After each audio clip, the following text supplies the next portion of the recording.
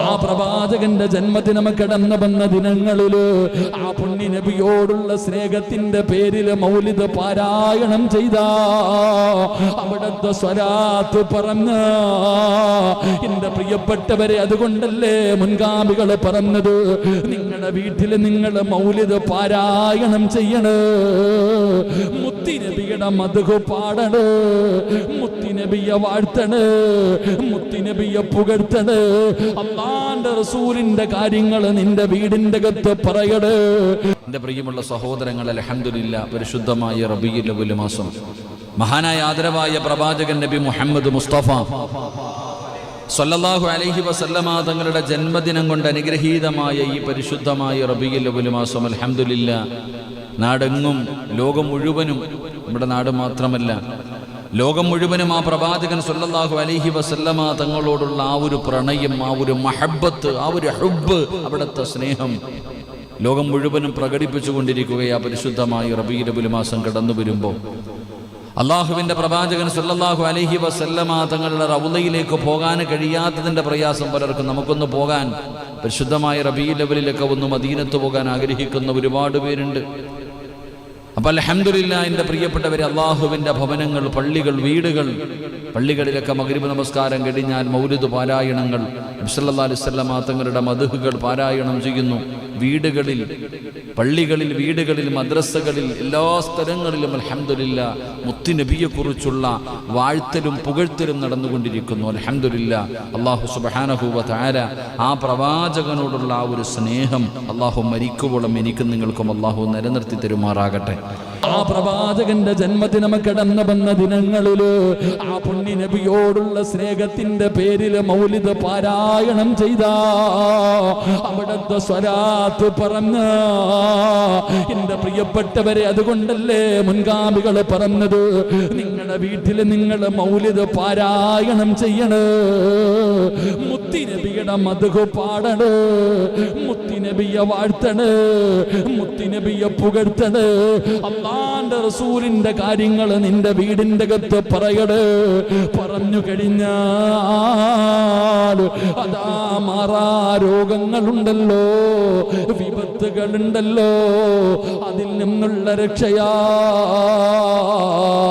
അതുകൊണ്ട് എൻ്റെ പ്രിയപ്പെട്ടവരോട് പറയുകയാണ്, അല്ലാഹുവിന്റെ റസൂലിന്റെ ജന്മദിനം കൊണ്ട് അനുഗ്രഹീതമായ പരിശുദ്ധമായ റബീഇന്റെ ദിനങ്ങൾ ഇങ്ങനെ വിട പറയുകയാണ്. അതുകൊണ്ട് സഹോദരാ, എത്രയാ നീ സ്വലാത്ത് പറഞ്ഞത്, എത്രയാ നീ മദ്ഹ് പറഞ്ഞത്, എത്ര സുന്നത്താണ് ജീവിതത്തിൽ ചെയ്തത്, എത്ര സലാമാണ് നീ മുത്തുനബിയോട് പറഞ്ഞത്, അതിനെക്കുറിച്ച് ചിന്തിക്ക്. ആ പ്രവാചക സ്നേഹം നിന്റെ ഹൃദയത്തിലേക്ക് കടന്നു വരട്ടെ. അല്ലാഹുവേ, അവിടുത്തെ ശഫാഅത്ത് നൽകി നീ അനുഗ്രഹിക്കണേ അല്ലാ.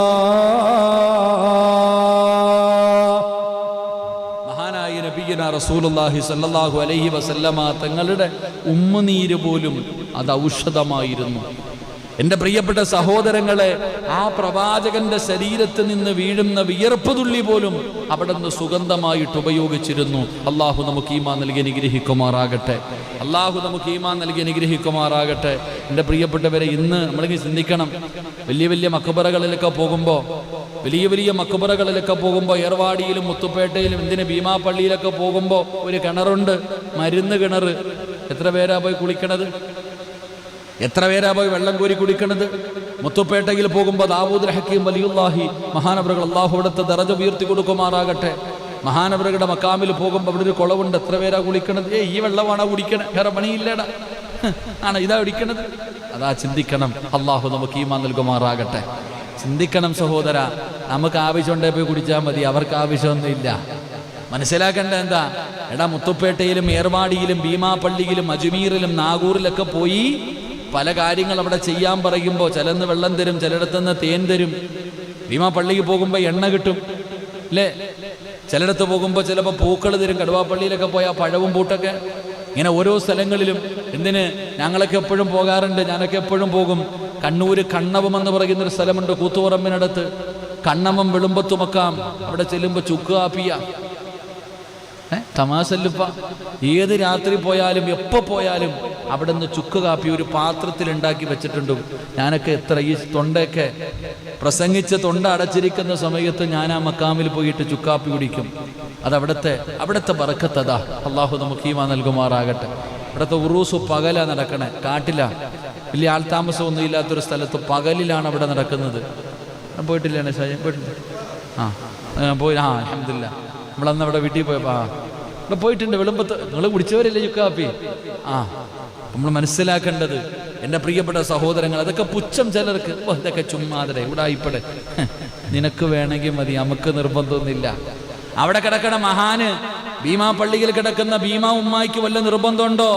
പായിപ്പാട് കിടക്കണം, നീ അവിടെ പോയിട്ട് സിയാറത്ത് ചെയ്തിട്ട് അവിടെ നിന്ന് കിട്ടുന്ന എണ്ണ കുടിക്കണോ? നിനക്ക് വേണമെങ്കിൽ കുടിച്ചാൽ മതിയിടാ. ഞാൻ പണ്ടൊരിക്കൽ അവിടെ പോയി, എനിക്ക് അറിയാത്തൊരു കാലത്ത്, ഇതിനെക്കുറിച്ച് വലിയ വിദ്യാഭ്യാസമോ വലിയ അറിവൊന്നും ഇല്ലാത്ത കാലത്തൊരിക്കൽ അവിടെ പോയപ്പോൾ, ഇന്ന് എനിക്കത് പറയുമ്പോൾ പേടിയാ. ഈ അടുത്ത് ഞാൻ ഈ കമ്മിറ്റിക്കാർ സ്ഥലം ഒരാളെടുത്ത് ജസ്റ്റ് ഇങ്ങനെ പറഞ്ഞു പോയി, ഭീമപ്പള്ളി ഉറൂസിന് വന്നാണ്. ഞാൻ പറഞ്ഞു നിർബന്ധമായിട്ടും പോകണം. പണ്ട് ഞാൻ അവിടെ പോകുമ്പോൾ അന്നിങ്ങനെ വെളിച്ചെണ്ണ കയ്യിൽ ഒഴിച്ചു തരും. അപ്പം ഇങ്ങനെ, ഇതാണോ കുടിക്കണേ? ഞാൻ തന്നെ എന്ത് പറഞ്ഞു, ഇതാണോ കുടിക്കണേ? നിസ്സാരം പോലെ പറഞ്ഞിട്ട് തലയിൽ തേച്ചിട്ട് ഇറങ്ങിപ്പോയി. വീട്ടിൽ വന്ന് കിടന്നിട്ട് കിടപ്പ് വരുന്നില്ല, തലവേദന ഇങ്ങോട്ട് തുടങ്ങി. എന്തെല്ലാം കടിച്ചിട്ട് തലവേദന മാറണില്ല, എല്ലാം ബുദ്ധിമുട്ടി ഞാൻ. അപ്പോഴിങ്ങനെ ഓർമ്മ വന്നു, എന്താ പ്രശ്നം ഇങ്ങനെ. അപ്പം ഞാൻ പറഞ്ഞു, ഇതുപോലെ അവിടെ ചെന്നപ്പോൾ ഇങ്ങനെ പറഞ്ഞത്, തിരിച്ച് അവിടെ പോയിട്ട് ആ എണ്ണ കുടിച്ചിട്ട് ആ വേദന മാറിയ. ഇതിപ്പോൾ ലൈവ, വേണമെങ്കിൽ ഇതെടുത്തിട്ട് വേറെ കറാമത്തെന്ന് പറഞ്ഞ് അടിച്ചിടാൻ പറ്റും. ഞാൻ എൻ്റെ ജീവിതത്തിൽ നമ്മൾ നിസ്സാരപ്പെടുത്തരുതൊന്നും, അതെന്താണെങ്കിലും. കാരണം അള്ളാഹുവിൻ്റെ ഔലിയാക്കന്മാർ തന്നെയാണ്. അള്ളാഹു നമുക്ക് അവരുടെ ബറക്കത്ത് കൊണ്ട് രക്ഷ നൽകുമാറാകട്ടെ.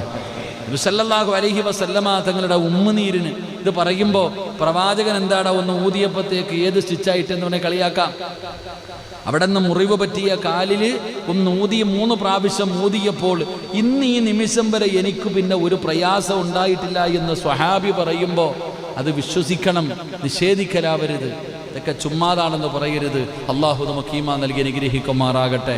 എൻ്റെ പ്രിയമുള്ള സഹോദരങ്ങളെ, മഹാനായ അനസ് ബിൻ മാലിക് റളിയല്ലാഹു തആല അൻഹു നിവേദനം ചെയ്യുന്ന ഹദീസ്, മഹാനവറുകൾ പറയുന്ന, നബി സല്ലല്ലാഹു അലൈഹി വസല്ലമ തങ്ങൾ ഉമ്മു സുലൈമിന്റെ വീട്ടിൽ ചെല്ലാറുണ്ടായിരുന്നു.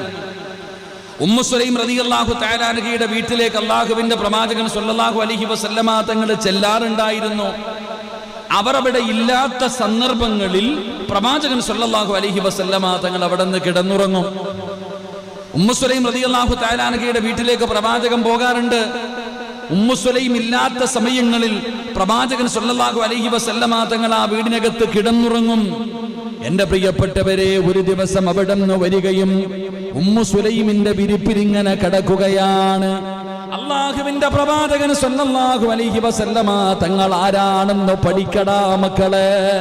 വളർന്നു വരുന്ന യുവതലമുറ, അല്ലാഹുവേ, മുത്തുനബി ആരാണെന്ന് ചോദിച്ചാൽ, അള്ളാന്റെ റസൂൽ ആരെന്ന് ചോദിച്ചാ പറഞ്ഞു കൊടുക്കാറ്. എന്റെ ഉപ്പമാരോട്, എന്റെ ഉമ്മമാരോട് കൊച്ചുമക്കളെ മടിയിൽ കിടത്തി ഉറക്കുമ്പോ ഒരു കഥ പറഞ്ഞതാ ഉമ്മ, ഒരു കഥ പറഞ്ഞതാ ബാപ്പാ. കൊച്ചുമക്കളെ ചോദിക്കുമ്പോ അതാ സൂപ്പർമാന്റെ കഥ പറഞ്ഞു കൊടുക്കുന്നവരുണ്ട്, അല്ലെങ്കിൽ വേറെ ഏതെങ്കിലും കള്ളക്കഥകളെ പറഞ്ഞു കൊടുക്കുന്നവരുണ്ട്.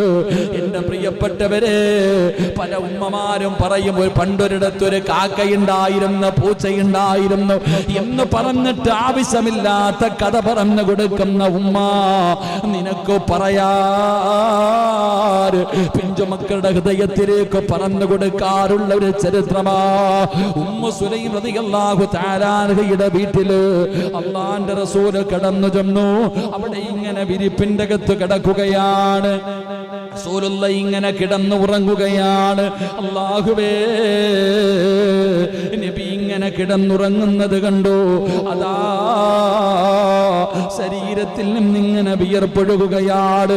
ഉമ്മു സുലൈം ഇങ്ങനെ കടന്നു വന്നു. അല്ലാഹുവിന്റെ റസൂൽ ഇങ്ങനെ ഉറക്കത്തിൽ നിന്ന് ഞെട്ടിയുണരുകയാ.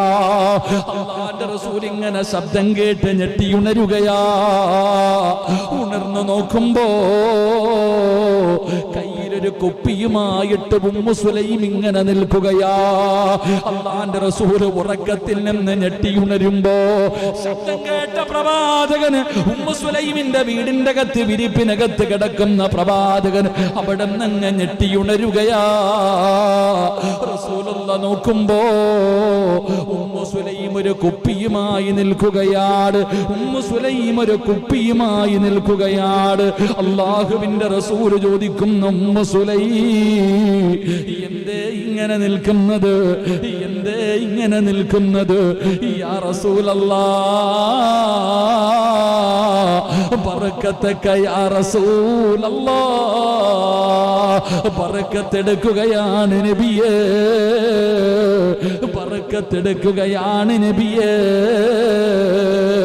അല്ലാഹുവിന്റെ പ്രവാചകന്റെ ശരീരത്തിൽ നിന്ന് ഒലിച്ചിറങ്ങുന്ന വിയർപ്പിന്റെ തുള്ളികളുണ്ടല്ലോ, ഉമ്മു സുലൈം ഇങ്ങനെ കുപ്പിയിൽ പിടിക്കുകയാണ്. മുത്തുനബിയുടെ ശരീരത്തിൽ നിന്ന് വരുന്ന വിയർപ്പാടല്ലോ കുപ്പിയിൽ ഇങ്ങനെ നിറയ്ക്കുകയാ, കുപ്പിയിൽ ഇങ്ങനെ നിറയ്ക്കുകയാ. എന്തേ ഉമ്മു സുലൈമേ, എന്തേ ഉമ്മു സുലൈമേ, യാ റസൂലല്ലാഹ്, ബറക്കത്തെടുക്കുകയാണ് നബിയേ. എന്തിനെന്നറിയോ? എന്റെ മക്കൾക്ക് രോഗം വന്നാൽ,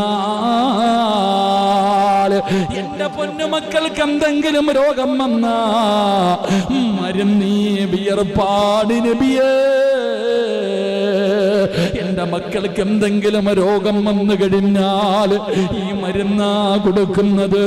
അങ്ങയുടെ വിയർപ്പാണ്, അങ്ങയുടെ ശരീരത്തിൽ നിന്ന് ഒലിച്ചു വീഴുന്ന വിയർപ്പ് തുള്ളികളാണ്. എന്റെ പൊന്നാര മക്കൾക്ക് പനി വന്നാ, അവർക്ക് എന്തെങ്കിലും രോഗം വന്നാ അവർക്ക് കൊടുക്കുന്ന ഔഷധമിതാണ് നബിയേ. അവർക്ക് കൊടുക്കുന്ന ഔഷധമാണ്, അവർക്ക് കൊടുക്കുന്ന മരുന്നാണ്. അല്ലാഹുവിന്റെ റസൂലിനോട് പറയുകയാ, എന്നിട്ട് പറയുന്നു, നബിയേ, ഈ ലോകത്തിലെ ഏറ്റവും വലിയ സുഗന്ധമുള്ളത്, ലോകത്തിലെ ഏറ്റവും വലിയ സുഗന്ധം ഈ വിയർപ്പ് തുള്ളിയാണ് നബിയേ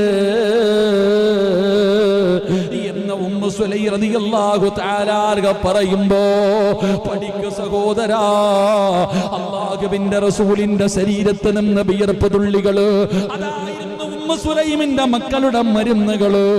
ഏത് രോഗത്തിനുമുള്ള മരുന്നാ, ഏത് രോഗത്തിനുമുള്ള മരുന്നാ എന്റെ പ്രിയപ്പെട്ടവരെ. അതുകൊണ്ടാണ് പലരും അല്ലാഹുവിന്റെ റസൂലിന്റെ സ്വലാത്ത് പറഞ്ഞ് ചികിത്സിക്കുന്നത്. മുത്തുനബിയുടെ മൗലിദ് ഓതിയിട്ട്, അവിടത്തെ ബുർദ ഓതിയിട്ട്, അവിടേക്ക് സ്വലാത്തുകൾ ഇങ്ങനെ പറഞ്ഞിട്ട് വെള്ളത്തിൽ ഊതി കുടിക്കുന്നതിന്റെ കാരണം അറിയോ? അല്ലാഹുവിന്റെ റസൂലിന്റെ ശരീരത്തിൽ നിന്ന് വീണ വിയർപ്പ് തുള്ളി പോൽ അവിടുന്ന് മരുന്നായി ഉപയോഗിച്ചെങ്കില് ആ പ്രവാചകന്റെ പേരിൽ സ്വലാത്തുകൾ പറഞ്ഞ് വെള്ളത്തിലൂതിയിട്ട് കുടിക്കുന്നവരുണ്ടല്ലോ. അല്ലാഹുവേ, പഠിക്കണം സഹോദരാ, പഠിക്കണം സഹോദരാ.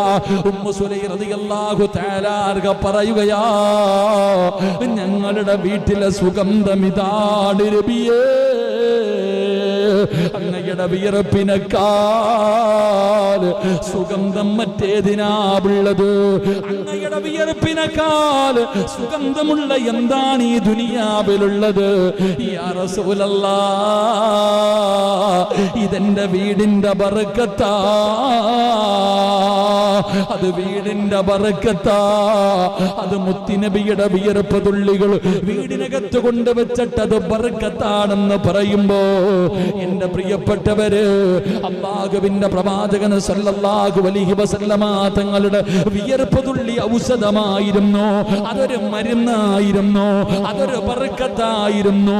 പ്രവാചകനെന്ന് ഊതിയപ്പെടാട് മുറിഞ്ഞുപോയ കാല് രണ്ടും നേരെയായത്.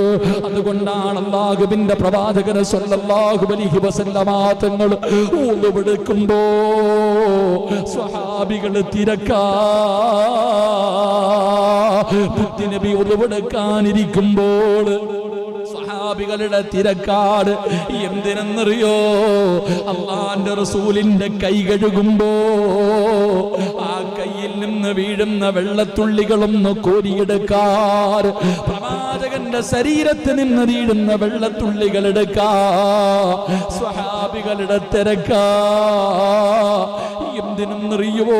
കുടിക്കാനാ. എന്തിനെന്നറിയുവോ? അവരുടെ രോഗങ്ങൾക്കുള്ള മരുന്ന്.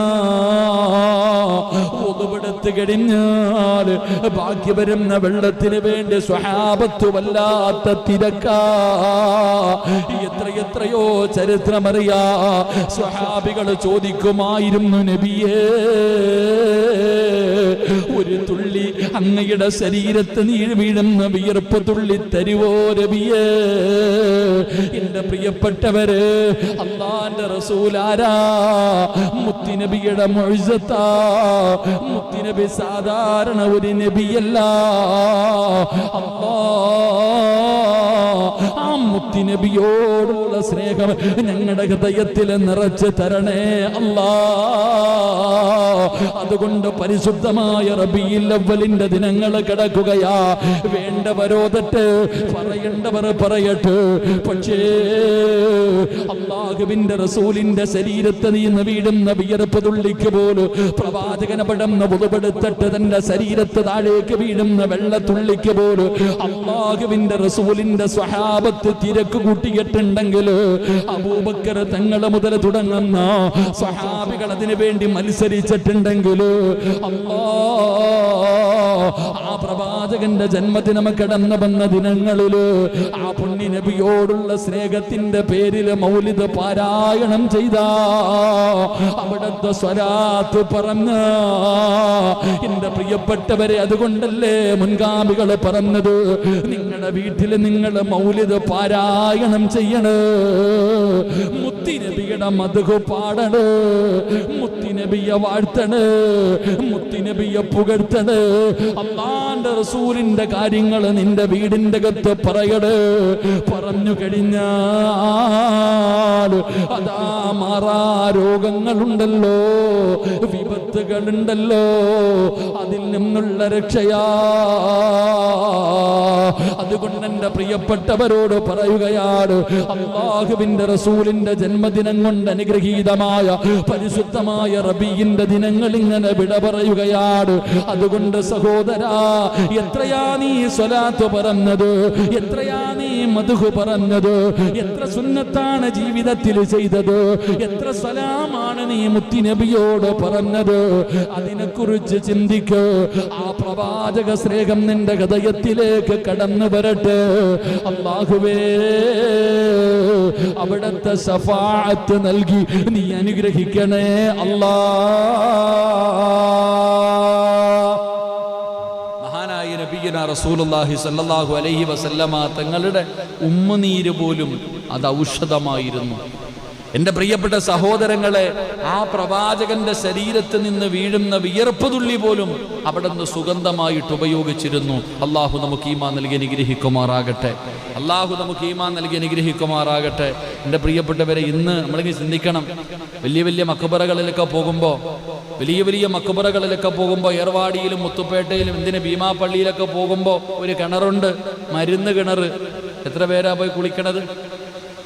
എത്ര പേരാ പോയി വെള്ളം കോരി കുടിക്കണത്?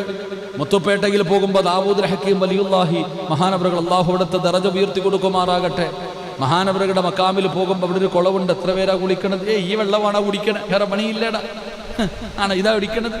അതാ ചിന്തിക്കണം. അള്ളാഹു നമുക്ക് ഈമാൻ നൽകുമാറാകട്ടെ. ചിന്തിക്കണം സഹോദര. നമുക്ക് ആവശ്യമുണ്ടേ പോയി കുടിച്ചാൽ മതി, അവർക്ക് ആവശ്യമൊന്നുമില്ല. മനസ്സിലാക്കേണ്ട എന്താ? എടാ, മുത്തുപേട്ടയിലും ഏർവാടിയിലും ഭീമാപ്പള്ളിയിലും അജ്മീറിലും നാഗൂറിലൊക്കെ പോയി പല കാര്യങ്ങൾ അവിടെ ചെയ്യാൻ പറയുമ്പോൾ ചിലന്ന് വെള്ളം തരും, ചിലയിടത്തുനിന്ന് തേൻ തരും. ഭീമാപ്പള്ളിക്ക് പോകുമ്പോൾ എണ്ണ കിട്ടും അല്ലേ? ചിലയിടത്ത് പോകുമ്പോൾ ചിലപ്പോൾ പൂക്കൾ തരും. കടുവാപ്പള്ളിയിലൊക്കെ പോയാൽ പഴവും പൂട്ടൊക്കെ. ഇങ്ങനെ ഓരോ സ്ഥലങ്ങളിലും. എന്തിന്? ഞങ്ങളൊക്കെ എപ്പോഴും പോകാറുണ്ട്, ഞാനൊക്കെ എപ്പോഴും പോകും. കണ്ണൂര് കണ്ണവം എന്ന് പറയുന്നൊരു സ്ഥലമുണ്ട് കൂത്തുപറമ്പിനടുത്ത്. കണ്ണവം വെളുമ്പത്തുമക്കാം. അവിടെ ചെല്ലുമ്പോൾ ചുക്ക് കാപ്പിയ. തമാശല്ലുപ്പ. ഏത് രാത്രി പോയാലും എപ്പോൾ പോയാലും അവിടെ നിന്ന് ചുക്ക് കാപ്പി ഒരു പാത്രത്തിൽ ഉണ്ടാക്കി വെച്ചിട്ടുണ്ട്. ഞാനൊക്കെ എത്ര ഈ തൊണ്ടയൊക്കെ പ്രസംഗിച്ച് തൊണ്ട അടച്ചിരിക്കുന്ന സമയത്ത് ഞാൻ ആ മക്കാമിൽ പോയിട്ട് ചുക്കാപ്പി കുടിക്കും. അതവിടുത്തെ ബറക്കത്തതാ. അള്ളാഹു നമുക്ക് ഈമാൻ നൽകുമാറാകട്ടെ. ഇവിടുത്തെ ഉറൂസ് പകല നടക്കണേ, കാട്ടില, വലിയ ആൾതാമസമൊന്നും ഇല്ലാത്തൊരു സ്ഥലത്ത് പകലിലാണ് അവിടെ നടക്കുന്നത്. പോയിട്ടില്ല ഷാജി? പോയിട്ടുണ്ട്. പോയി. അൽഹംദുലില്ലാ. നമ്മളന്ന് അവിടെ വീട്ടിൽ പോയപ്പോൾ ഇവിടെ പോയിട്ടുണ്ട്. വിളമ്പത്ത് നിങ്ങൾ കുടിച്ചവരല്ലേ ചുക്കാപ്പി? നമ്മൾ മനസ്സിലാക്കേണ്ടത് എൻ്റെ പ്രിയപ്പെട്ട സഹോദരങ്ങൾ, അതൊക്കെ പുച്ഛം ചിലർക്ക്. ഇതൊക്കെ ചുമ്മാതരെ ഇവിടെ ആയിപ്പടെ, നിനക്ക് വേണമെങ്കിൽ മതി, നമുക്ക് നിർബന്ധമൊന്നുമില്ല. അവിടെ കിടക്കണ മഹാന് ഭീമാ പള്ളിയിൽ കിടക്കുന്ന ഭീമാ ഉമ്മായിക്ക് വല്ല നിർബന്ധമുണ്ടോ? പായിപ്പാട് കിടക്കണ നീ അവിടെ പോയിട്ട് സിയാറത്ത് ചെയ്തിട്ട് അവിടെ നിന്ന് കിട്ടുന്ന എണ്ണ കുടിക്കണം, നിനക്ക് വേണമെങ്കിൽ കുടിച്ചാൽ മതിയിടാ. ഞാൻ പണ്ടൊരിക്കൽ അവിടെ പോയി, എനിക്ക് അറിയാത്തൊരു കാലത്ത്, ഇതിനെക്കുറിച്ച് വലിയ വിദ്യാഭ്യാസമോ വലിയ അറിവൊന്നും ഇല്ലാത്ത കാലത്തൊരിക്കൽ അവിടെ പോയപ്പോൾ, ഇന്ന് എനിക്കത് പറയുമ്പോൾ പേടിക്കാം. ഈ അടുത്ത് ഞാൻ ഈ കമ്മിറ്റിക്കാർ സ്ഥലം ഒരാളെടുത്ത് ജസ്റ്റ് ഇങ്ങനെ പറഞ്ഞു പോയി, ഭീമാപ്പള്ളി ഉറൂസിന് വന്നാണ്. ഞാൻ പറഞ്ഞു നിർബന്ധമായിട്ടും പോകണം. പണ്ട് ഞാൻ അവിടെ പോകുമ്പോൾ അന്നിങ്ങനെ വെളിച്ചെണ്ണ കയ്യിൽ ഒഴിച്ചു തരും. അപ്പം ഇങ്ങനെ, ഇതാണോ കുടിക്കണേ? ഞാൻ തന്നെ എന്ത് പറഞ്ഞു, ഇതാണോ കുടിക്കണേ? നിസ്സാരം പോലെ പറഞ്ഞിട്ട് തലയിൽ തേച്ചിട്ട് ഇറങ്ങിപ്പോയി. വീട്ടിൽ വന്ന് കിടന്നിട്ട് കിടപ്പ് വരുന്നില്ല, തലവേദന ഇങ്ങോട്ട് തുടങ്ങി. എന്തെല്ലാം കടിച്ചിട്ട് തലവേദന മാറണില്ല, എല്ലാം ബുദ്ധിമുട്ടി ഞാൻ. അപ്പോഴിങ്ങനെ ഓർമ്മ വന്നു, എന്താ പ്രശ്നം ഇങ്ങനെ. അപ്പം ഞാൻ പറഞ്ഞു, ഇതുപോലെ അവിടെ ചെന്നപ്പോൾ ഇങ്ങനെ പറഞ്ഞത്, തിരിച്ച് അവിടെ പോയിട്ട് ആ എണ്ണ കുടിച്ചിട്ട് ആ വേദന മാറിയ. ഇതിപ്പോൾ ലൈവ, വേണമെങ്കിൽ ഇതെടുത്തിട്ട് വേറെ കറാമത്തെന്ന് പറഞ്ഞ് അടിച്ചിടാൻ പറ്റും. ഞാൻ എൻ്റെ ജീവിതത്തിൽ നമ്മൾ നിസ്സാരപ്പെടുത്തരുതൊന്നും, അതെന്താണെങ്കിലും. കാരണം അള്ളാഹുവിൻ്റെ ഔലിയാക്കന്മാർ തന്നെയാണ്. അള്ളാഹു നമുക്ക് അവരുടെ ബറക്കത്ത് കൊണ്ട് രക്ഷ നൽകുമാറാകട്ടെ. നബി സല്ലല്ലാഹു അലൈഹി വസല്ലമ തങ്ങളുടെ ഉമ്മുനീരിന് ഇത് പറയുമ്പോൾ പ്രവാചകൻ എന്താടാ ഒന്ന് ഊതിയപ്പോഴത്തേക്ക് ഏത് സ്റ്റിച്ചായിട്ടെന്ന് പറഞ്ഞാൽ കളിയാക്കാം. അവിടെ നിന്ന് മുറിവ് പറ്റിയ കാലിൽ ഒന്ന് ഊതി 3 പ്രാവശ്യം ഊതിയപ്പോൾ ഇന്ന് ഈ നിമിഷം വരെ എനിക്ക് പിന്നെ ഒരു പ്രയാസം ഉണ്ടായിട്ടില്ല എന്ന് സ്വഹാബി പറയുമ്പോൾ അത് വിശ്വസിക്കണം, നിഷേധിക്കലാവരുത്. ഇതൊക്കെ ചുമ്മാതാണെന്ന് പറയരുത്. അള്ളാഹു നമുക്ക് ഈമാൻ നൽകി അനുഗ്രഹിക്കുമാറാകട്ടെ. എന്റെ പ്രിയപ്പെട്ടവരോട് പറയുകയാണ്, എന്റെ പ്രിയപ്പെട്ട സഹോദരാ, ജീവിതത്തിൽ ചെയ്തു പോയ പാപങ്ങൾ മുഴുവനും പടച്ച റബ്ബിന്റെ മുന്നിൽ ഏറ്റു പറയൂ. ഉസ്താദേ, എന്റെ ദുആ അല്ലാഹു സ്വീകരിക്കുന്നില്ല. സ്വീകരിക്കാതിരിക്കാനുള്ള കാരണം എന്തെന്നറിയോ? ചോദിക്കേണ്ടതുപോലെ നീ ചോദിക്കാത്തത് കൊണ്ടാ. അല്ലാഹുവിനോട് ചോദിക്കേണ്ടതുപോലെ ചോദിക്കാത്തത് കൊണ്ടാ. എങ്ങനെയാണ് ചോദിക്കേണ്ടതെന്നറിയോ? പാപങ്ങളോരോ തഴവസ്ഥാതു പറഞ്ഞു തരികയാ. എങ്ങനെയാണ് പടച്ച റബ്ബിനോട് തൗബ ചെയ്യേണ്ടതെന്നറിയോ? എങ്ങനെയാണ് ദുആ ചെയ്യേണ്ടതെന്നറിയോ? പൊറുക്കന്റെ പാപമാ സ്വീതി വെറുക്കാതെ പൊറുക്കുന്നവനാരുണ്ട് നീയല്ലാതെ. ഇഹലോകാർഭാടങ്ങളെന്നെ വലച്ചതാ, നഫ്സെന്ന ഉന്തി തള്ളിവിട്ടു ചതിച്ചതാ. അല്ലാതെ ധിക്കരിച്ചല്ല റബ്ബേ നിന്നെ, അതുകൊണ്ട് ആട്ടരുതിലാഹേ എന്നെ. അല്ലാഹുവിനോട് പറയണം, പടച്ചവനെ നിന്നെക്കാളും പൊറുക്കുന്ന ഒരാളും ഈ ലോകത്തില്ല, നിന്നെ പോലെ പൊറുക്കുന്ന ഒരാളും ഈ പ്രപഞ്ചത്തിലില്ല. പടച്ചവനെ, ജീവിതത്തിൽ ഒരുപാട് പിഴവുകൾ വന്നുപോയി. ഇതൊക്കെ പടച്ചവനെ ഇബ്ലീസ് ചതിച്ചതാണല്ലോ, പെട്ടുപോയതാണല്ലോ, സാഹചര്യത്തിന്റെ സമ്മർദ്ദത്തിൽ ചെയ്തു പോയതാ. അല്ലാഹുവേ, അഹങ്കാരത്തോടെ ചെയ്തതല്ല. എന്ത് ചെയ്താലും നീ കാണുമെന്ന് എനിക്കറിയാ. എന്നിട്ടും ചെയ്തത് അഹങ്കാരമല്ല, അല്ലാ പറ്റിപ്പോയതാണ് റബ്ബേ. എനിക്ക് പുറത്തു തരണേ അല്ലാ. അല്ലാഹുവിനോട് ദുആ ചെയ്യണം ചെറുപ്പക്കാരാ. അതുകൊണ്ട് എന്റെ പ്രിയപ്പെട്ടവരോട് പറയുകയാണ്, നീ ചെയ്തു പോയ ഒരു തെറ്റിന്റെ പേരിൽ പടച്ച റബ്ബിനോട് പശ്ചാത്തപിച്ച് മടങ്ങിയ നീയും നിന്റെ ഭാര്യയും നിന്റെ മാതാപിതാക്കളും നിന്റെ മക്കളും സ്വർഗത്തിലോ. അതുകൊണ്ട് എന്തുകൊണ്ടാണ് തൗബ ചെയ്യാൻ പറയുന്നത്?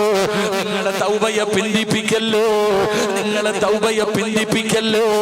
കാരണമെന്നറിയോ? തൗബ ചെയ്താ കിട്ടുന്ന പ്രതിഫലമെന്തെന്നറിയോ? മഹാനായ നബി മുഹമ്മദ് മുസ്തഫ സല്ലല്ലാഹു അലൈഹി വസല്ലമ തങ്ങൾ അവിടുന്ന് സ്വഹാബത്തിനോട് പറഞ്ഞു കൊടുക്കുകയാണ് തൗബയെക്കുറിച്ച്. പ്രവാചകൻ അവിടുന്ന് തൗബയെക്കുറിച്ച് പറഞ്ഞു കൊടുക്കുമ്പോ ജീവിതത്തിൽ ചെയ്തു പോയ പാപം പടച്ച റബ്ബിന്റെ മുന്നിൽ ഏറ്റു പറയുന്നവർക്ക് പടച്ച റബ്ബ് കൊടുക്കുന്ന പ്രതിഫലത്തെ കുറിച്ച് അല്ലാഹുവിന്റെ റസൂൽ അവിടുന്ന് പറഞ്ഞു കൊടുക്കുമ്പോ പ്രവാചകന്റെ മുന്നിലേക്ക് ഒരു ചെറുപ്പക്കാരൻ കടന്നു വരികയോ. മഹാനായ മായിസ് റളിയല്ലാഹു തആല അൻഹു യുവത്വത്തിന്റെ നടുവിലൂടെ നടന്നു പോകുന്ന മായിസ് എന്ന് പറയുന്ന ചെറുപ്പക്കാരനുണ്ടല്ലോ, അല്ലാഹുവിന്റെ പ്രവാചകന്റെ മുന്നിലേക്ക് കടന്നു വരികയോ. യാ റസൂലല്ലാഹ്, അല്ലാഹുവിന്റെ നബിയേ,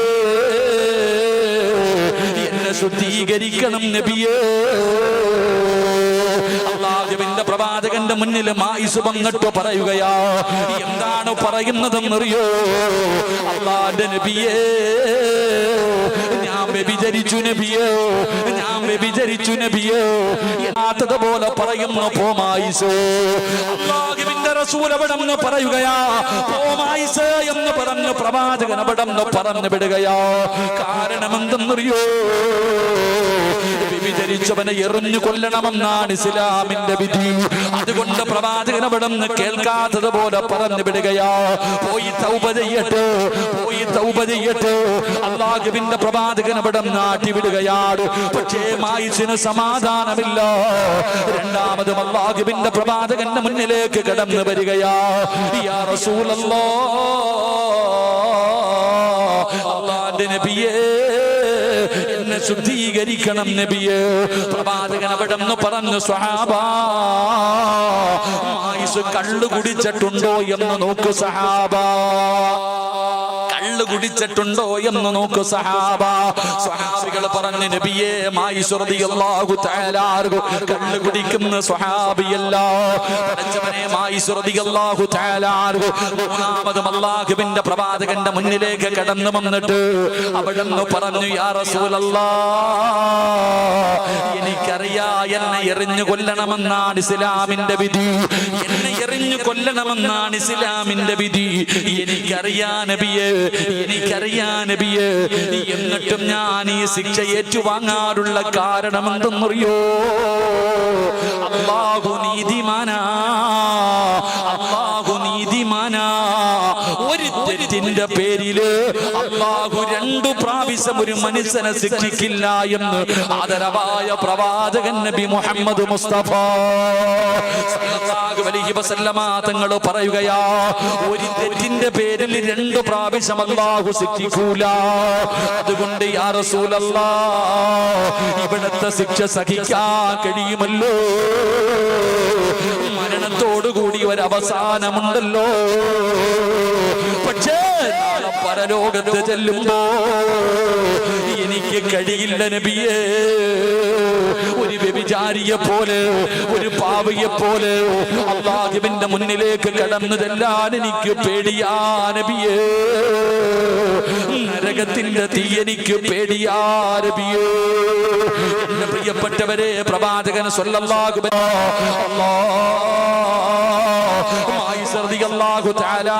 എറിഞ്ഞു കൊല്ലാൻ പറയുമ്പോ പടച്ച റബ്ബേ, സ്വഹാബികൾ അവിടെ നിന്ന് ഏറ് തുടങ്ങി, സ്വഹാബികളെ കല്ലെടുത്തെറിയാൻ തുടങ്ങി. മായിസ് റളിയല്ലാഹു തആല അൻഹു വേദന സഹിക്കാൻ കഴിയാതെ ഓടുകയാ. മായിസുതങ്ങള് വേദന സഹിക്കാൻ കഴിയാതെ ഓടി രക്ഷപ്പെടുകയാണ്. പടച്ചവരെ, സ്വഹാബികൾ വന്ന് പറഞ്ഞു യാ റസൂലല്ലാഹ്, മായിസ് ഓടി രക്ഷപ്പെട്ടു നബിയേ.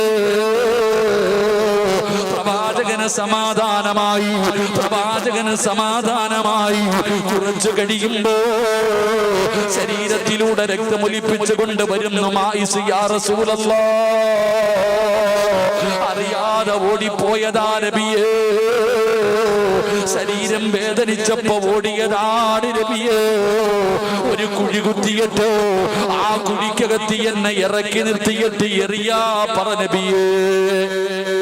ഓടണമെന്ന് വിചാരിച്ചാൽ എന്നെ കൊണ്ട് കഴിയില്ലല്ലോ. ചെറുപ്പക്കാരാ, എന്തുകൊണ്ടാണ് ഈ ശിക്ഷ ഏറ്റുവാങ്ങാനുള്ള കാരണം എന്തെന്നറിയോ? ഇവിടെ വെച്ച് അതിന്റെ ശിക്ഷ ഏറ്റുവാങ്ങി കഴിഞ്ഞാൽ നാളെ പടച്ചറപ്പിന്റെ മുന്നിൽ രക്ഷപ്പെടാൻ കഴിയുമല്ലോ. അതുകൊണ്ടായിരുന്നടാ ചെറുപ്പക്കാരാ, അതാ ഒരു പെണ്ണ് കിടന്നു വരികയാ. ഇവനെ എറിഞ്ഞു കൊന്ന കഥ കേട്ടപ്പോ ഒരു പെണ്ണ് കിടന്നു വരികയാണ്. നബിയേ, രണ്ടാമത്തെ പ്രതി ഞാനാ. എന്റെ വയറിനകത്ത് കിടക്കുന്ന കുഞ്ഞു മായിസിന്റെ കുഞ്ഞാണ് നബിയോ. പടച്ചവരെ, അല്ലാഹുവിന്റെ പ്രവാചകന്റെ മുന്നിൽ വന്നിട്ട് പറയുന്നു, എനിക്കുള്ള ശിക്ഷ തരാറ്. റസൂലുള്ളാഹി തങ്ങൾ പറഞ്ഞു, നീ ഗർഭിണിയല്ലോ, നീ പ്രസവിച്ചു കഴിഞ്ഞു വരാറ് പറഞ്ഞു വിടുകയാണ്. ആ പെണ്ണ് തന്റെ വീട്ടിലേക്ക് കടന്നു ചെന്നു. 9.5 മാസം കഴിഞ്ഞു. അവിടെ നിന്ന് പ്രസവിച്ചു കഴിഞ്ഞപ്പോ കുഞ്ഞിനെയും എടുത്തുകൊണ്ട് മുത്തുനബിയുടെ ചാരത്തേക്ക് കടന്നു വരികയോ. പ്രവാചകൻ അവിടെ നിന്ന് പറഞ്ഞു, നീ പാല് കൊടുക്കൂ, ഈ കുഞ്ഞിന് പാല് കൊടുക്കണമല്ലോ. പടച്ചവനെ പിന്നെയും പറഞ്ഞു വിടുകയാണ്.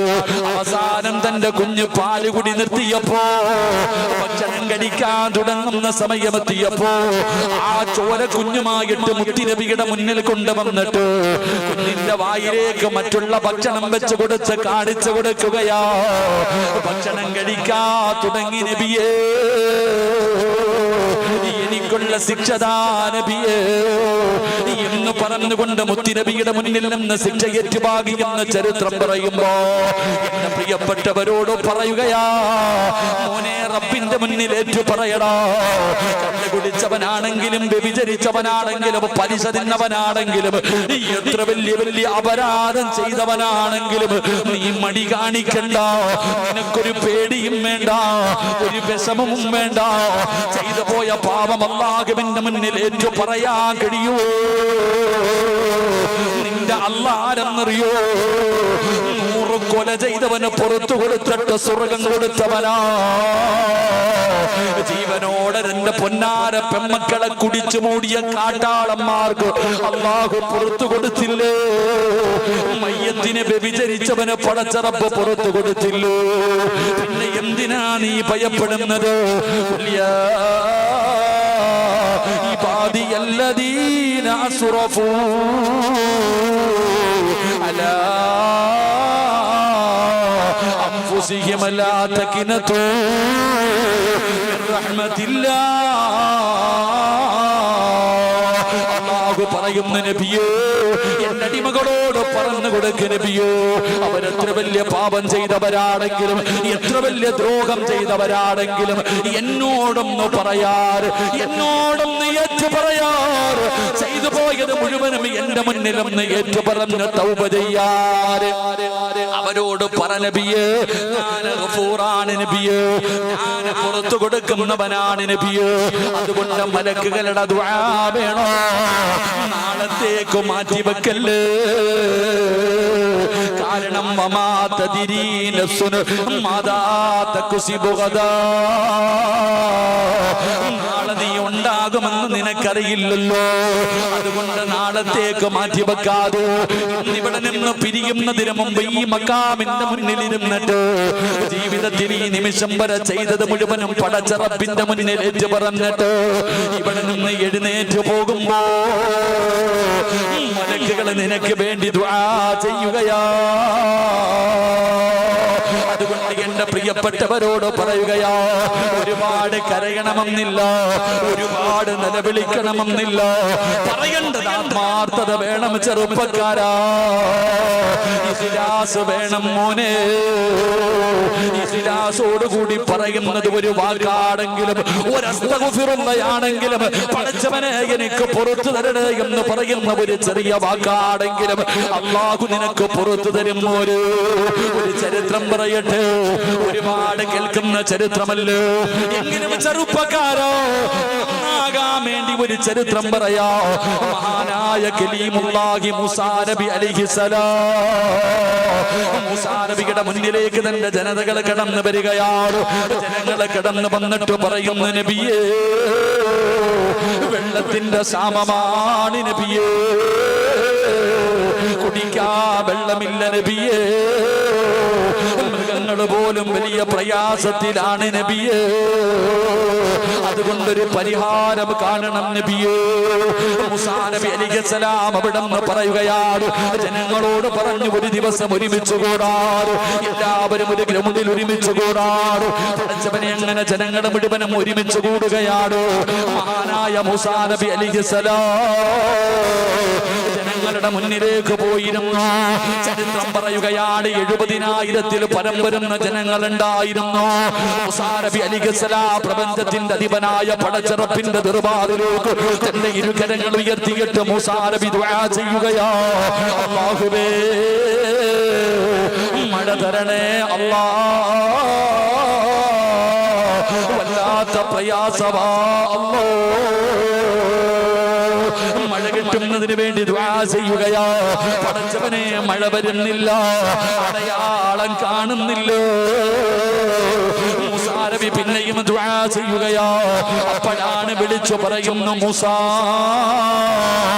ദുആ സ്വീകരിക്കില്ല മൂസാ, മഴ പെയ്യില്ല മൂസാ. കാരണമെന്തെന്നറിയോ? അങ്ങയുടെ മുന്നിലിരിക്കുന്ന ജനങ്ങളുടെ നടുവിലോ 40 കൊല്ലമായിട്ട് പടച്ചറപ്പിനെ മറന്നു നടക്കുന്ന ഒരു ധിക്കാരിയുണ്ട്. അല്ലാഹു ചെയ്തു കൊടുക്കുന്ന അനുഗ്രഹങ്ങൾ മുഴുവനും 2 കൈയും നീട്ടി സ്വീകരിച്ചിട്ട് അല്ലാഹനെ മറന്നുകൊണ്ട് നടക്കുന്ന ഒരുത്തനും 40 വർഷമായിട്ട് മറന്നു നടക്കുന്നവനോ അവനീ സദസ്സിരിപ്പുണ്ട്. അവൻ എഴുന്നേറ്റ് പോകാൻ പറ, അവൻ എഴുന്നേറ്റ് പോകാൻ പറ. അല്ലാഹുവേ മൂസാ നബി വിളിച്ചു പറയുകയാ, ആരാ? അല്ലാഹുവിനെ 40 കൊല്ലമായി മറന്നു നടക്കുന്ന ഒരു വൃത്തികെട്ടവൻ ഈ സദസ്സിലുണ്ട്. ഒരു ഭാവിയായ മനുഷ്യൻ ഇവിടെ ഇരിപ്പുണ്ട്.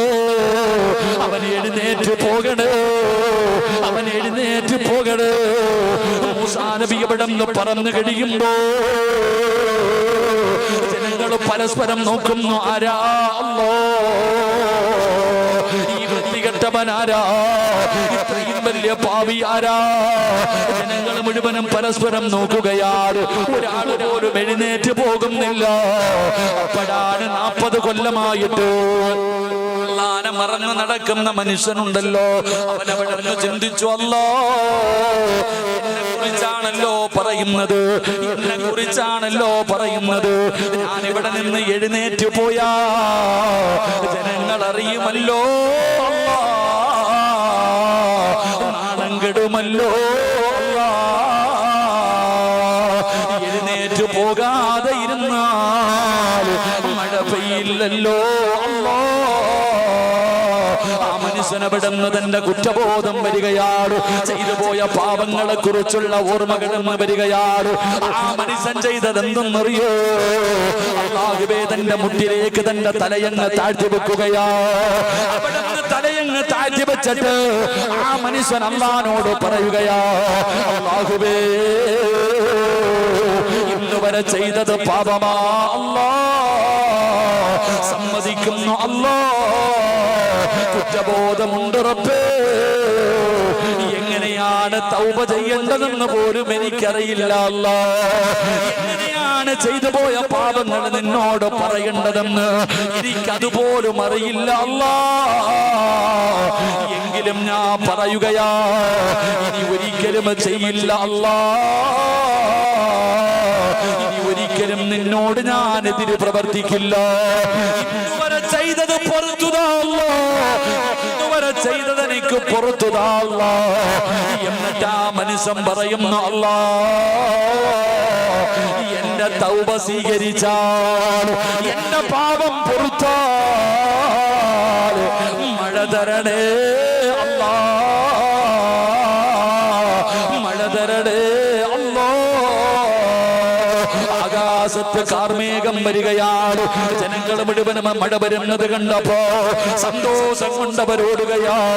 ആകാശത്ത് നിന്ന് മഴത്തുള്ളികൾ ഭൂമിയുടെ മടിത്തട്ടിലേക്ക് പെയ്തിറങ്ങുകയാണ്. മൂസാ നബിക്ക് അത്ഭുതമായി, റബ്ബേ ഒരാളും എഴുന്നേറ്റ് പോയില്ലല്ലോ, ഒരാളും എഴുന്നേറ്റ് പോയില്ലല്ലോ. അലൈഹിസ്സലാം കടന്നു വന്നിട്ട് പറഞ്ഞു കൊടുക്കുകയാ, മൂസ നബിയേ ആ മനുഷ്യൻ അല്ലാഹ് അള്ളാഹുവിനോട് തൗബ ചെയ്തു. അള്ളാഹുവിന് വല്ലാത്ത ഇഷ്ടമാ. പടച്ചറപ്പിനെ പേടിച്ച് 5 നേരം നിസ്കരിച്ച് നടക്കുന്നവർ അള്ളാഹുവിന് വല്ലാത്ത ഇഷ്ടമാ. ഇതുപോലെ ജീവിതത്തിൽ ചെയ്തു പോയ തെറ്റുണ്ടല്ലോ, ആരെങ്കിലും അള്ളാഹുവിനോട് ഏറ്റു പറഞ്ഞാൽ അവന് അള്ളാഹുവിന് വല്ലാത്ത ഇഷ്ടമാണെന്ന് ആദരവായ പ്രവാചകൻ നബി മുഹമ്മദ് മുസ്തഫ സല്ലല്ലാഹു അലൈഹി വസല്ലമ തങ്ങൾ പറയുമ്പോൾ അള്ളാഹുവിന്റെ മലക്കുകളുടെ ദുആ കിട്ടുന്ന ഒന്നാമത്തെ വിഭാഗം ആരെന്നറിയോ? ജീവിതത്തിൽ ചെയ്തു പോയ പാപങ്ങൾ അള്ളാഹുവിന്റെ മലക്കുകൾ ദുആ ചെയ്യുമെന്ന് അള്ളാഹുവിന്റെ വിശുദ്ധ ഖുർആൻ. രണ്ടാമത്തെ വിഭാഗമാരാ? അള്ളാഹുവിന്റെ പ്രവാചകൻ അവിടുന്ന് പറഞ്ഞു തരികയാ. അള്ളാഹുവിന്റെ ഖുർആൻ അവിടുന്ന് പറയുകയാണ്, എന്റെ പ്രിയപ്പെട്ട സഹോദരങ്ങള്, നമ്മളൊക്കെ നമസ്കരിക്കുന്നവരാണല്ലോ, പള്ളിയിലെ ഖതീബിന്റെ പുറകിൽ നിന്ന് നിസ്കരിക്കുന്നവരാണല്ലോ. ഉസ്താദ് അവിടുന്ന് ഫാത്തിഹ ഓതുമല്ലോ. മലക്കുകളുടെ ദുആ കിട്ടുന്ന രണ്ടാമത്തെ വിഭാഗം, അള്ളാഹുവിന്റെ പള്ളിയിൽ നമ്മൾ നമസ്കരിക്കാൻ പോകും. പള്ളിയിലെ ഖതീബ് ഉസ്താദ് ഫാത്തിഹ ഓതും, പള്ളിയിലെ ഇമാമ് ഫാത്തിഹ ഓതും. ആ ഫാത്തിഹ ഓതി തീർന്നതിന് ശേഷം ഉസ്താദ് പറയും ആമീൻ വലല്ലാലീൻ ആമീൻ. ആ ആമീൻ എന്ന് പറയുന്ന സമയം ആരാണോ എന്റെ പ്രിയപ്പെട്ട സഹോദരങ്ങളെ ആ സമയത്ത് ആമീൻ പറയുന്നത്, അവൻ അള്ളാഹുവിന്റെ മലക്കുകളുടെ ദുആ കിട്ടുമെന്ന് നബി മുഹമ്മദ് മുസ്തഫ സല്ലല്ലാഹു അലൈഹി വസല്ലമ തങ്ങൾ പറയുന്നു, ഉസ്താദ് വലല്ലാലീൻ ആമീൻ എന്ന് ഉസ്താദ് പറയുന്നതിന് മുമ്പേ നമ്മൾ ആമീൻ പറയും, ഇല്ലേ? ഉസ്താദ് ആമീൻ പറയുന്നതിന് മുമ്പേ നമ്മൾ പറഞ്ഞിട്ടുണ്ടാവും. അങ്ങനെ ചില ബിരുദന്മാരുണ്ട്, ഖതീബ് സുജൂദിൽ എത്തുന്നതിന് മുമ്പേ സുജൂദിൽ പോയിട്ട് നോക്കിയിരിക്കുന്ന ആൾക്കാരില്ലേ? അള്ളാഹു കാക്കുമാറാകട്ടെ, അള്ളാഹു കാക്കുമാറാകട്ടെ. ഇല്ലേ? ഉസ്താദ് സുജൂദിൽ എത്തിയിട്ടില്ല, അതിനു മുമ്പേ സുജൂദിൽ പോയി കിടക്കുന്ന ആൾക്കാരില്ലേ? നാളെ പന്നിയുടെ കോലത്തിൽ എഴുന്നേറ്റ് വരും. അള്ളാഹു കാക്കുമാറാകട്ടെ. ഏത് കോലത്തിൽ? പന്നിയുടെ കോലത്തിലാണ് നാളെ പരലോകത്ത് അവർ കടന്നു വരുന്നത്. അള്ളാഹു കാത്തിരക്ഷിക്കുമാറാകട്ടെ. എന്റെ പ്രിയപ്പെട്ട സഹോദരങ്ങളെ, ഇഹ്ദിന സിറാത്തൽ മുസ്തഖീം സിറാത്തൽ ലദീന അൻഅംത അലൈഹിം ഗൈറിൽ മഗ്ദൂബി അലൈഹിം വലല്ലാലീൻ. എന്റെ പ്രിയപ്പെട്ടവരെ, ഇമാം ഓതുമ്പോൾ എന്ത് പറയണം? ആമീൻ എന്ന്. ഹുറൈറ റളിയല്ലാഹു തആല അൻഹു അന്ന നബി സല്ലല്ലാഹു അലൈഹി വസല്ലം ഖാൽ ഇദാ അമ്മനൽ ഇമാമ ഫഅമ്മിനു ഫഇന്നഹു മൻ വാഫഖ. റസൂലുള്ളാഹി സ്വല്ലല്ലാഹു അലൈഹി വസല്ലം തങ്ങൾ പറയുന്നു, ഇമാം ആമീൻ ചൊല്ലിയാൽ നിങ്ങളും ആമീൻ ചൊല്ലുക, നിങ്ങളും ആമീൻ ചൊല്ലുക.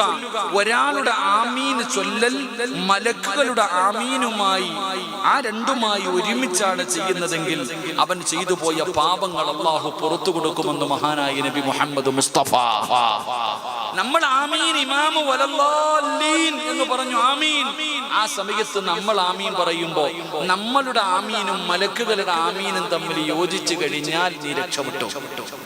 നിന്റെ പാപങ്ങൾ മുഴുവനും അല്ലാഹു പുറത്തു തരും. സഹീഹുൽ ബുഖാരിയിലുള്ള ഹദീസ. അല്ലാഹു നമുക്ക് ഈമാൻ നൽകുമാറാകട്ടെ, അല്ലാഹു നമുക്ക് ഈമാൻ നൽകുമാറാകട്ടെ. എന്റെ പ്രിയപ്പെട്ടവരെ, നമ്മുടെ പാപങ്ങൾ പൊറുക്കാൻ അതൊരു കാരണമാണ്. നമ്മുടെ പാപങ്ങൾ പൊറുക്കുവാൻ എന്റെ പ്രിയപ്പെട്ട സഹോദരങ്ങളെ, പള്ളിയിൽ പോയി നിസ്കരിക്കുക. നിസ്കരിക്കുമ്പോൾ ഇമാമിന്റെ കൂടെ, അതെങ്ങനെ? ഉസ്താദ് വലിയ സൂറത്താണ് ഓതുന്നതെങ്കിൽ തീരാറാകുമ്പോഴേ നമ്മൾ കയറത്തുള്ളൂ.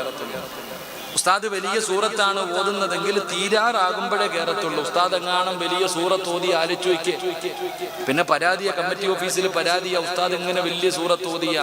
എന്റെ പ്രിയപ്പെട്ട സഹോദരങ്ങളെ, നിസ്കാരത്തിന്റെ ഓത്ത് ദീർഘിപ്പിക്കണമെന്നാണ്. ഒറ്റയ്ക്ക് നിസ്കരിക്കുന്ന സമയത്തൊക്കെ നമ്മൾ എന്ത് ചെയ്യണം? നിസ്കാരം ദീർഘിപ്പിക്കണം, ഖുർആൻ പാരായണം ദീർഘിപ്പിക്കണം.